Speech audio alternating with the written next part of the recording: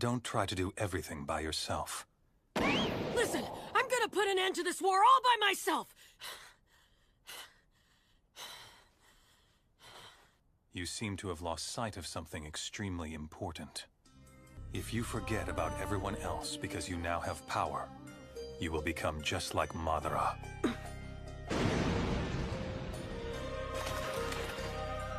However powerful you are, don't take it all on yourself. You share your father's dream, don't you? Only those already acknowledged will ever become Hokage. Never forget your friends. Naruto is anime's greatest underdog story. The more I look back at Naruto's journey, the less I believed the Nine Tails was ever the reason he became great. Because before Sage Mode, before Kurama fought beside him, before he became Hokage, Naruto had already shown the world exactly who he was. And once you start looking at Naruto that way, you'll realize his power was never his reward. It was recognition. This is Blessed Anime Hot Takes, and today we're breaking down why Naruto's power was never about the Nine Tails, but the character that made him worthy of carrying it. Naruto is often called anime's greatest underdog, and I don't think that's because he became Hokage. It's because he represents something every one of us wants to believe.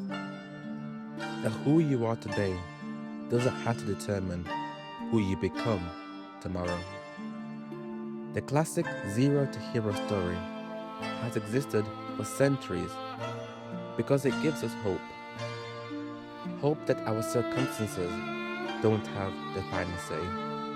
That effort can overcome expectation. That someone overlooked today can become someone extraordinary tomorrow. Naruto became the face of an entire generation because he embodied that idea. He wasn't born respected, he earned it, one person at a time.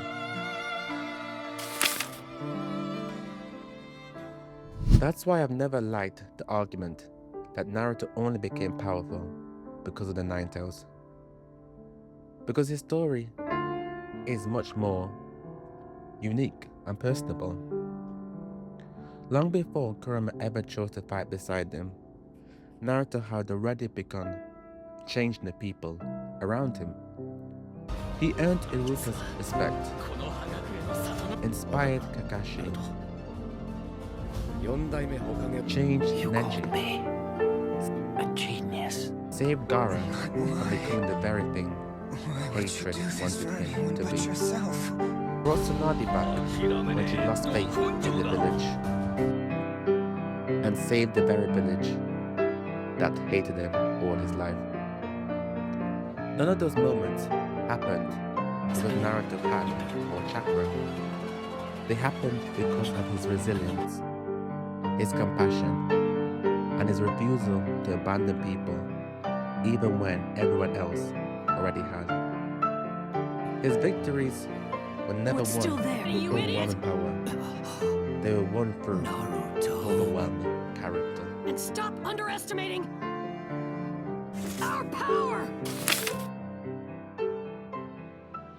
Naruto's story was never really about power.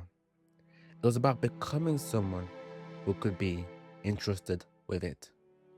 Every major step followed the same pattern. Naruto first grew as a person, and only then was he entrusted with more. Jiraiya didn't invest in him because he was already the strongest. He saw the person Naruto was becoming. Fukasaku didn't teach him Sage Mode because he possessed the Nine Tails. He believed Naruto could carry that responsibility. Even becoming Hokage followed the same principle. The title wasn't awarded because Naruto was the strongest shinobi alive. It was entrusted to someone the village believed could carry its future. Power never arrived first. Character did.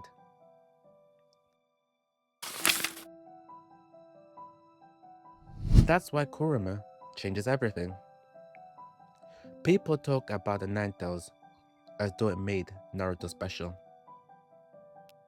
I disagree. Because most of the story, Kurama rejected him.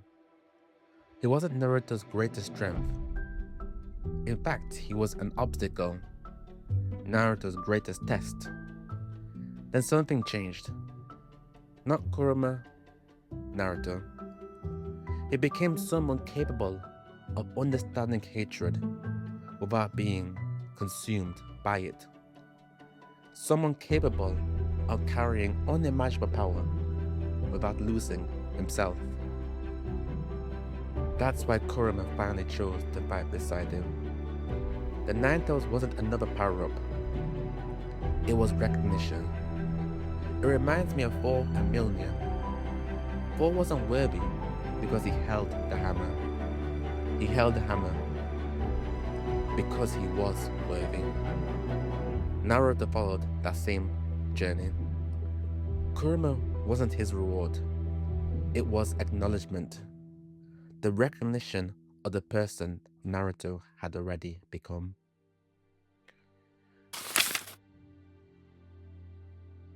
People often say power corrupts, and absolute power corrupts absolutely. Naruto offers a different perspective. Power doesn't corrupt, it reveals. Look at Naruto and Sasuke. Both were given extraordinary power. Both carried the weight of the shinobi world. Yet what the power revealed couldn't have been more different. The stronger Sasuke became, the more isolated he became. The stronger Naruto became, the greater his desire to protect others became. The power wasn't different, the people carrying it were. And maybe that's why Naruto's story was never asking who deserved power. It was asking who could truly be entrusted with it. Power isn't recognition of potential, it's the realization of character. And maybe that's why Naruto continues to resonate all these years later. He didn't make us believe power would solve our problems. He made us believe we could become more than our own circumstances, more than the labels placed on us, and more than expectations people had of us. Naruto believed in himself long before anyone else did, and in doing so, he taught an entire generation to do the same. So Naruto's power was never about the Nine Tails. It was about becoming someone worthy of carrying it. Because power didn't make Naruto who he was. And that's the real lesson Kishimoto was trying to leave us. Not hard work beats talent, not that you have to be talented. It's that you must first become the person, and then the power and responsibility will follow. Thank you for watching.